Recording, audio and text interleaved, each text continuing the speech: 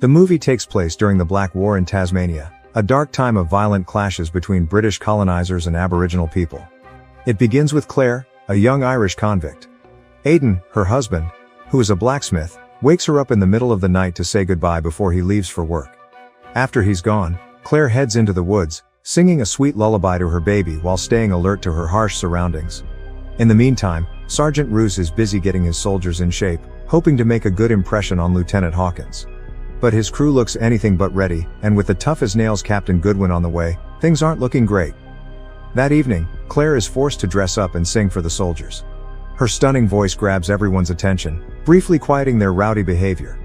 But once the song ends, she's back to serving drinks and putting up with their leering stares and rude remarks. Later that night, Hawkins, who's clearly fixated on Clare, calls her to his room. He tries to win her over with some cheap trinkets and insists she sing another song for him. With no other option, Clare reluctantly sings a special song for Hawkins. When she finishes, he asks her to come closer, but Clare firmly states that she's not that kind of woman. Instead, she brings up the letter of recommendation that could free her, her husband, and their baby. Hawkins brushes off her request and begins making unwanted advances. When Clare refuses to give in, he attacks her. The assault escalates, and he ultimately rapes her, leaving her completely shattered and deeply traumatized. Just then, Captain Goodwin enters the room, but it is too late to stop the horrific event. He scolds the soldiers for their drunken behavior and warns Hawkins to be more careful. When Clare returns home, she has to deal with Harriet, an older woman who unfairly assumes Clare enjoys the attention she gets from the soldiers. Clare, overwhelmed by trauma, completely ignores the old woman's judgmental remarks and heads to her husband's workplace. When they return home, Clare opens up to Aidan, admitting that Hawkins once again refused to give her the letter they need for their freedom. As they talk, Aidan notices bruises on her neck and grows suspicious that something terrible might have happened. Clare, visibly shaken, quickly brushes it off and comes up with an excuse. But Aidan isn't convinced. He sees through her attempt to hide the truth and suggests they leave everything behind and run away to start a new life. Clare, however, is terrified of the risks. Without her papers, she knows getting caught could have dire consequences for all of them. The next morning, Aidan decides to confront Hawkins directly. However, the conversation quickly turns violent. Hawkins orders his men, Sergeant Roos and Ensign Jago, to teach Aidan some lessons. Just then, Captain Goodwin steps into the bar and sees the altercation. He then decides that Hawkins is not fit for promotion. In response, Hawkins orders Roos and Jago to gather supplies for a journey through the bush to Launceston, Tasmania, where he hopes to negotiate with his seniors. That night, Clare and Aidan decide it's time to leave their harsh lives behind, but they don't act fast enough to stay out of danger. Before leaving, the soldiers catch the family as they try to escape. Hawkins, Roos, and Jago brutally attack Aidan, leaving Clare feeling completely powerless. In a nightmarish turn of events, Hawkins unleashes his cruelty and rapes Clare while forcing her husband, Aidan, to watch helplessly. As if that wasn't horrifying enough, Roos steps in to add to her suffering, leaving Clare completely broken. Despite her trauma, our heroine tries desperately to reach her crying baby. But Hawkins coldly shoots Aidan in front of her without hesitation. Meanwhile, the baby's cries grow louder, and Hawkins, annoyed and heartless, orders Jago to take care of it. While under pressure, Jago carries out the unthinkable. He kills the baby by slamming her against the door. The room falls into an eerie silence, broken only by Hawkins ordering Jago to finish things. Jago then strikes Clare with the tail of his shotgun and knocks her out. That night, Clare dreams of dancing with Aidan and living heavily ever after. But the tender memory fades as she wakes up to the brutal reality of her loss. The next morning, Clare tells a Royal Military Police officer about what happened, but quickly realizes he won't be able to help her. Determined to seek justice, she gathers evidence of the atrocities and pressures Harriet to reveal where Hawkins and his men have gone. She admits that they went up north to Launceston, where Hawkins can vouch for his promotion. Clare then tries to get help from another blacksmith, but he refuses as he is afraid for his own safety. Left with no choice, she decides to pursue the soldiers on her own. With the help of her husband's friend, Clare approaches Billy, an Aboriginal tracker. Though reluctant at first, Billy agrees to guide her through the bush in exchange for payment. Clare lies, saying she's just trying to reunite with her husband, and they set out on their dangerous journey. While on their way, the duo comes across some Aboriginals who have been killed and hanged by the British colonists. Just then, they hear a gunshot and Billy blends into the woods to save himself. He is aware that these white people will kill him if they see a black man passing by. A man, donning a shotgun, appears in front of Clare and warns her not to travel alone. However, she sticks with her lies and claims that she is looking for her husband who was taken by the British colonists. The man lets her pass through and Clare reunites with Billy some yards ahead. Meanwhile, Hawkins and his group continue their trek. He has hired another Aboriginal named Charlie, who happens to be Billy's uncle, and 3 convicts to carry their luggage. He also seems to take a liking to one of the convicts, a young boy named Eddie. Hawkins, feeling no guilt for his actions, warns Jago to forget the terrible events they've committed. He further threatens to punish him if the topic is ever brought up again. That night, Clare is haunted by the cries of her baby and is awoken by heavy rain in the morning. The bad weather makes their progress slow and exhausting, but it also helps them track the soldiers more easily. At one point, Clare feels uneasy and looks down to find her legs covered in leeches. Panicked, she asks Billy for help, but he casually points out that the leeches are already full and will drop off on their own once they've had their fill of her blood. Clare then pauses to take in the beauty of the bush, but the danger is never far behind. She encounters a chain gang of convict laborers who demand her papers and harass her. Thankfully, Clare manages to distract them and ride away on her horse. She then quickly regroups with Billy, who reminds her that just being with him is dangerous. Settlers or soldiers would shoot him on sight without a second thought. In the meantime, Ruse discovers an Aboriginal woman named Luana by the river and brings her back to camp. Hawkins initially suggests leaving her alone, but it doesn't take much for his men to persuade him to commit another act of violence. Back on the trail, Billy notices fresh tracks and predicts they'll catch up to Hawkins and his group that day. However, heavy rains have caused the river to swell dangerously. Clare is determined to press on, so she decides to push forward, but the strong current sweeps her and the horse away. Thankfully, Billy manages to rescue her downstream. Exhausted and starving, Clare urges Billy to find food. He then ventures into a nearby farmhouse, but the owner returns and immediately fires a shot, forcing Billy to retreat empty-handed. Frustrated, Billy shares how his connection to traditional hunting methods has been disrupted by colonization. Clare opens up about her own tragic past and tries to connect with Billy. However, she doesn't fully understand how her being in Australia is part of the same oppression he's dealing with. That night, Billy reveals that his real name is Mangana, which means blackbird in Palawakani.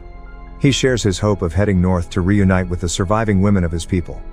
Billy then sings the song of his birth name, Mangana the Blackbird, expressing his desire to eventually return to his homeland. Clare, moved by his story, shares a song from her own Irish heritage. Elsewhere, Hawkins and his men commit the unthinkable to the Aboriginal woman. Hawkins goes first, assaulting the woman until she cries for help. Then Ruse joins in and rapes Luana, leaving her utterly devastated. Later that night, Clare wakes up to the sound of footsteps and realizes a man is sneaking toward her in the darkness. Panicked, she reaches for her gun, but the gunpowder is wet and useless. Just as things are about to take a terrifying turn, Billy saves her from the intruder. Together, they grab what they can and make a hasty escape into the night. The next morning, Billy helps her reload her gun with dry powder he managed to steal from the farmhouse. Meanwhile, Hawkins and his group are cornered by Luana's tribe. The Aboriginal men manage to kill one of the convicts with a spear to the throat and injure Jago in the leg. Surrounded, the men try to bargain for the release of Luana. However, Hawkins shoots her dead as a distraction to escape with his remaining men. In the chaos, Jago, who is bleeding heavily, is left behind. Clare and Billy eventually come across Jago's blood trail, which provides a clear path to follow. When they catch up, Jago refuses to surrender and keeps running. Frustrated, Clare tells Billy to wait with the horse while she handles him alone. In the next scene, Clare corners Jago and takes her shot, but the second attempt misfires. Jago tries to fight back with his knife, but he's too weak to overpower her. He begs for forgiveness, claiming he didn't want to kill her baby. Unable to contain her anger, Clare grabs the knife and stabs him several times in the chest. As Jago struggles to breathe his last, Clare strikes his face with the butt of her gun and coldly watches him die. When she turns back, she realizes that Billy has witnessed the brutal scene. Seeing the horror, Billy thinks of leaving Clare behind. However, after hearing the full story of why she seeks revenge, he decides to stay and continue their journey together. Elsewhere, Hawkins offers to teach the young boy, Eddie, how to handle a pistol. Uncle Charlie then suggests taking the mountain pass, a route no one else would dare to use, despite Hawkins's reservations. Charlie assures them they'll still reach their destination by the next day, and they proceed upward. When they arrive at the intersection, Billy is puzzled by Hawkins's group choosing the treacherous mountain path, which is impossible for their horse. He advises Clare to stick to the safer route, confident they'll catch up tomorrow. That night, Clare struggles with the emotional aftermath of her recent action. Billy empathizes with her and admits he'd do the same if faced with those who murdered his family. The next morning, Claire is in serious discomfort from lactating, with no way to relieve herself. She tries to tough it out, but the pain is getting worse. Noticing her struggle, Billy suggests a traditional remedy from his culture. At first, she's unsure and brushes it off, but as the pain becomes unbearable, she decides to give it a shot. Billy then performs a special ceremony for Claire and gives her some herbal remedies to ease her pain. To her surprise, it works and brings her some relief amidst everything she's dealing with. In the meantime, Hawkins's group continues to push forward. Uncle Charlie says they're close to their destination, but when they reach the top of the hill, all they see are the empty Northlands. Charlie then insults the British soldiers for their horrendous act and decides to leave them there. Provoked, Ruse shoots him dead. Hawkins becomes furious because now they do not have any tracker to guide them back to their original path. With Charlie gone, he appoints Ruse as the new guide and Eddie as sergeant, granting the young boy the license to kill if Ruse doesn't obey. In the next scene, Ruse struggles to find his way out of the mist and eventually gives up. Hawkins, frustrated, pulls a gun on him and prepares to shoot. The young Eddie then begs for Ruse's life, and Hawkins eventually shows some mercy. Not far behind, Claire and Billy stumble upon Charlie's body and take a moment to mourn. Billy then performs burial rites and tells Claire that, now, he too is seeking revenge. Soon after, they catch up to Hawkins's group. Billy comes up with a plan to distract the soldiers, but Claire, overwhelmed by her emotions, loses focus. During the chaos, Hawkins shoots at her and grazes her with a bullet. Feeling defeated and exhausted, Claire tells Billy she's no longer interested in seeking revenge. However, she insists on getting her horse back as it is the only thing she has of her late husband. Sadly, Billy is captured during the attempt and forced to become Hawkins's guide. The group then marches all night and emerges onto the main trail to Launceston by morning. Hawkins then instructs Eddie to kill Billy, but the young boy hesitates, allowing Billy to flee. Hawkins, frustrated, decides to leave Eddie behind. But when Eddie pleads for another chance, the cold-hearted jerk shoots him dead. Meanwhile, Claire also finds herself on the main trail. She encounters a kind pair of Christians who confirm she's on the right path to town. Just then, a wagon passes by and she is offered refuge in the back seat. Shortly after, she sees a figure in the distance and realizes it's Billy. The two finally reunite and find an abandoned cottage filled with supplies. They disguise themselves as locals and continue their journey. While passing through a village, the pair come across a chained gang of Aboriginal men, and one of the prisoners tells Billy that he is the last surviving member of his people. When another prisoner shouts at the captors for their cruelty, they respond by shooting him and the rest of the men. Witnessing the horror, Claire and Billy keep their profile low and move forward. Not long after, they meet helpful strangers who take them to Launceston. They advise Billy to maintain his disguise for safety before parting ways. When they arrive in town, Claire spots her horse, Becky, and Hawkins, who has now been promoted in his job. Summoning her courage, she confronts him publicly with vivid accusations of his crimes. Hawkins dismisses her and even slaps her, but her detailed claims leave the crowd doubting his innocence. That night, Claire asks Billy what his tribe would do with someone like Hawkins. Billy explains that his people remove those who can't be saved to protect the rest of the group. The next morning, Claire wakes up to find Billy preparing for a final confrontation. Although she warns him of the consequences, he sneaks into Hawkins's quarters and swiftly spears him in the chest. Ruse, alerted by Hawkins's mistress, fires a shot at Billy but fails to reload in time. Seizing the opportunity, an injured Billy spears him in the throat and kills him instantly. Claire then arrives at the scene and helps Billy to sneak away. They follow the river and ride to the ocean. Sitting together on the shore, Billy sings his tribal song and together, they watch the sunrise.